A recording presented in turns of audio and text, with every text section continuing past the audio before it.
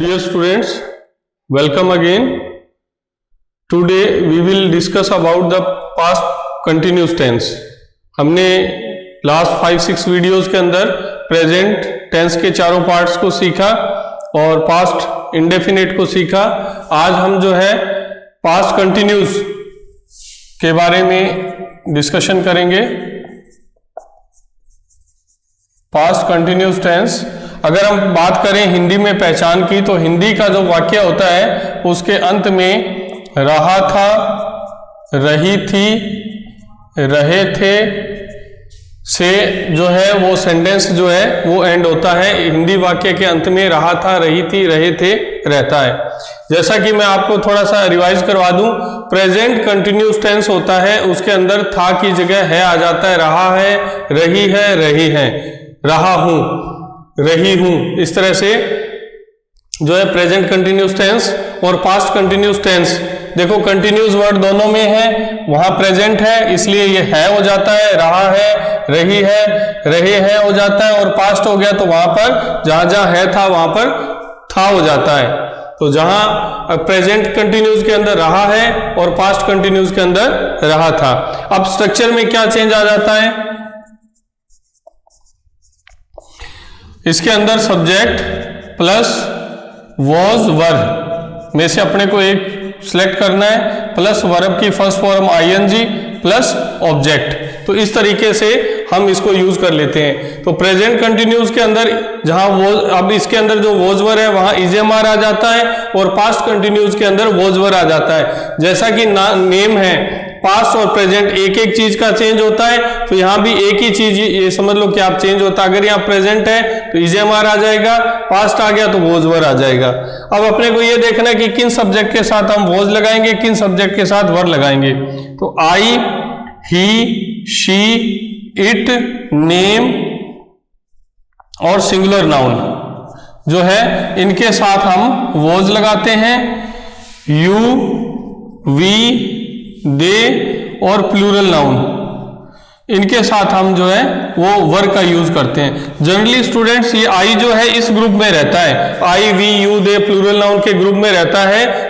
लेकिन past continuous के tense के अंदर ये आई जो है क्योंकि सिंगुलर है इसलिए इसको हम सिंगुलर सब्जेक्ट वाली लाइन के अंदर लिखते हैं, तो आई के साथ वॉज का यूज करते हैं। तो I, he, she, it, name और सिंगुलर नाउन के साथ वॉज, और you, we, they, plural noun के साथ वर्ब का यूज करते हैं। तो अब एक दो सेंटेंस हम देखते हैं। जैसे एफर्मेटिव सेंटेंस की बात करते हैं हम। एफर्मेटिव सेंटेंस के अंदर सेंटेंस हो गया, लड़कियां निबंध लिख रही थी। एक सेंटेंस है तो लड़कियों के लिए आ जाएगा गर्ल्स। अब प्लूरल है, वर्ब लिखना राइट होता है, राइटिंग द एसे। तो लड़कियां निबंध लिख रही थी। इस तरह से आप जो है क्या करते हैं, सिंपल सेंटेंस बना सकते हैं। मैं तुम्हारा इंतजार कर रहा था, मैं तुम्हारा इंतजार कर रहा था। तो आई के साथ जैसे मैंने बताया वॉज लगेगा, I was waiting for you, मैं तुम्हारा इंतजार कर रहा था। तो इस तरह से आप जो है पॉजिटिव सेंटेंसेस को बना सकते हैं। एक दो सेंटेंस हम और देखते हैं। तुम मेज साफ कर रहे थे, तुम मेज साफ कर रहे थे, तुम मेज साफ कर रहे थे। तो यहां आ जाएगा you were cleaning the table. तो तुम मेज साफ कर रहे थे। तो इस तरीके से हम जो है वो एफर्मेटिव सेंटेंस बना सकते हैं। अब स्टूडेंट्स हम नेगेटिव सेंटेंस कैसे बनाएंगे ये अपने को समझना है। तो सिंपल सी बात है कि नेगेटिव सेंटेंसेस के अंदर जो हेल्पिंग वर्ब हमारी रहती है उसके साथ जो है हम नोट का यूज करते हैं। जैसे हम एक एग्जांपल लेते हैं, तुम चोर को पकड़ रहे थे, तुम चोर को, अब अगर नेगेटिव है तो हम लिख देंगे नहीं पकड़ रहे थे, तुम चोर को नहीं पकड़ रहे थे। तो you were not catching the thief, तो तुम चोर को नहीं पकड़ रहे थे। इस तरह से आप जो है वो नेगेटिव सेंटेंस बना लेंगे कि तुम चोर को नहीं पकड़ रहे थे।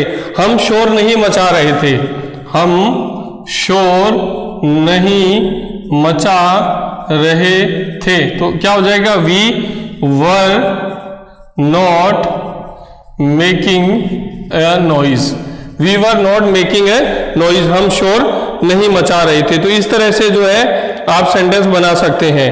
इसके बाद आप अगर इंटेरोगेटिव सेंटेंस बनाते हैं तो आप कैसे बनाते हैं?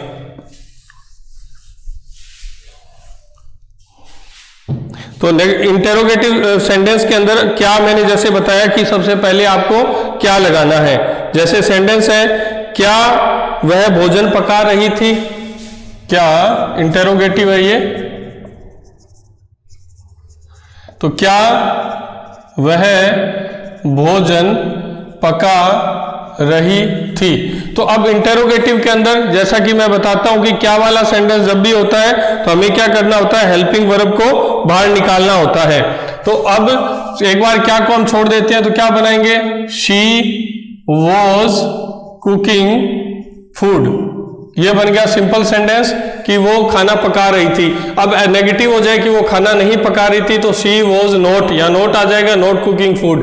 अब हो गया क्या वह खाना पका रही थी, तो आप वॉज को बाहर लगाएंगे, क्या करेंगे, वॉज को बाहर लगाएंगे तो क्या बन जाएगा, वॉज शी कुकिंग फूड, क्या वो खाना पका रही थी, क्वेश्चन मार्क लग जाएगा। तो इसका जो आंसर आएगा वो यस और नो में आएगा। अगर आप कहते हैं खाना पका रही थी तो हम क्या लिखेंगे, शी वॉज कुकिंग फूड, वो खाना पका रही थी। और हमें कहना कि खाना नहीं पका रही थी तो हम क्या बोलेंगे, she was not cooking food, वो खाना नहीं पका रही थी। तो इस तरीके से हम जो है क्या वाले सेंटेंस को ट्रांसलेट कर सकते हैं। डियर स्टूडेंट्स, नेक्स्ट हम WH फैमिली से कैसे सेंटेंस बनाते हैं उनके बारे में प्रैक्टिस करते हैं। जैसे वह पौधों को पानी क्यों दे रही थी, तो क्यों है, सबसे पहले वह पौधों को पानी दे रही थी, जैसा मैंने बताया एक सिंपल सेंटेंस बनाओ, वह पौधों को पानी दे रही थी तो she was watering the plants, वह पौधों को पानी दे रही थी। तो अब अपने को अगर नेगेटिव बनाना है तो she was not watering the plants, interrogative बनाना है तो अपने को हेल्पिंग वर्ब बाहर लगाएंगे तो was she watering the plants. अगर हमें अब क्यों वाला बनाना है तो जो हम क्या वाला सेंटेंस बनाएंगे उसके आगे सिर्फ हमें क्यों की ट्रांसलेशन करके और आगे लिखना है। तो कैसे बन जाएगा, why was she watering the plants, why was she watering the plants, वह पौधों को पानी क्यों दे रही थी। और अगर WH वर्ड भी हो और नेगेटिव भी हो, यानी इंटेरोगेटिव नेगेटिव इंटेरोगेटिव हो, तो कैसे बनाते हैं हम, तो सब्जेक्ट के बाद में हमें नोट लगाना होता है। तो कैसे बन जाएगा, why was she not watering the plants, तो वह पौधों को पानी क्यों नहीं दे रही थी। तो इस तरीके से आप जो है पास्ट कंटिन्यूज के जो है सेंटेंसेस एफर्मेटिव हो, इंटेरोगेटिव हो, नेगेटिव हो, या WH फैमिली से बनाना हो या WH नेगेटिव हो, इस तरीके से आप इसको ट्रांसलेट कर सकते हैं। अब कुछ सेंटेंसेस की हम प्रैक्टिस करते हैं। चलिए कुछ सेंटेंसेस की प्रैक्टिस करते हैं। पहला सेंटेंस है, गाय खेत में चर रही थी। रही थी है तो अपने इसको पास्ट कंटिन्यूज में लिखेंगे।